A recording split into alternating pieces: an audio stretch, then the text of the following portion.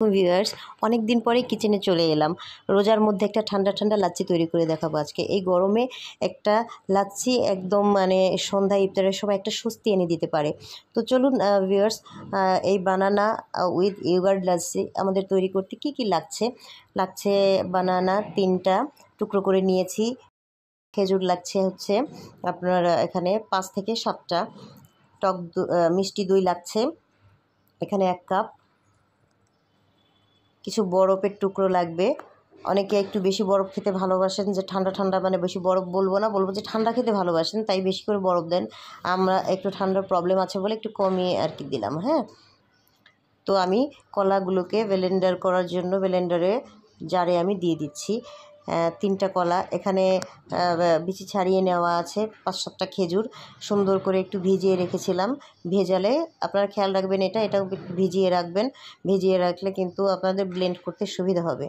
গুঁড়ো দুধ দিয়ে দিচ্ছি 2 চামচ। এবারে লিকুইড মিল্ক দিয়ে দিব। লিকুইড মিল্ক আমি 1 কাপ দিয়ে দিচ্ছি এখানে। অনেকে চিনি ইউজ করবেন যারা ভালোবাসেন চিনি খেতে। আমি এখানে যে উপাদানগুলো রয়েছে এর মধ্যে থেকে যে মিষ্টিটা বের হবে আমরা এটা দিয়েই খাবো। বেশি মিষ্টি খাই না, আমাদের ঘরে চিনি ব্যবহার কম হয়, সেজন্য এটা যারা কলাটাকে অ্যাভয়েড করতে চান, কলা অ্যাভয়েড করে ডেটের পরিমাণটা বাড়িয়ে দিতে পারেন। খেজুর বাড়িয়ে দিলে সেখানে কিন্তু দইয়ের সঙ্গে খেজুরের একটা ঘন আর একটা লাচ্ছি তৈরি করা যায়। ওটা খেতে খুব মজা, বেশ মজা ওটা।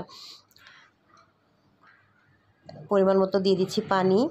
আমি আরও একটু পানি দেবো এখানে, যাতে 4 গ্লাস হয়। এখানে একদম 3টা কলা দিয়ে এবং যে পরিমাণ আমি এখানে ইনগ্রিডিয়েন্টস দিয়েছি এটা সুন্দরভাবে 4 গ্লাস হয়ে যাবে। এবং পরিমাণ মতো একটু লবণ দিয়ে দিচ্ছি। যারা লবণ খেতে চান দিতে পারেন, অনেকে অ্যাভয়েড করতে চাইলে অ্যাভয়েডও করতে পারেন, কোনো অসুবিধা নেই, না দিলে কোনো প্রবলেম নেই। এখন আমি সুন্দর করে ব্লেন্ড করে নিচ্ছি এটাকে। একটু সুন্দর করে কিছুক্ষণ ধরে আর কি ব্লেন্ডটা করতে হবে, যাতে করে কোনো লাম্পস না থাকে। ঠিক আছে, লাম্পস থাকলে ভালো লাগবে না খেতে। তো এই যে দেখুন তৈরি হয়ে গেল, একদম ইজি ওয়েতে তৈরি হয়ে গেল একটু সময়ের মধ্যে লাচ্ছি। আর শুধু যারা দই লাচ্ছি করতে চান শুধু দই দিয়ে করতে পারেন, সেখানে খেজুর কিংবা বানানা কোনো কিছুই মিক্স করার প্রয়োজন হবে না।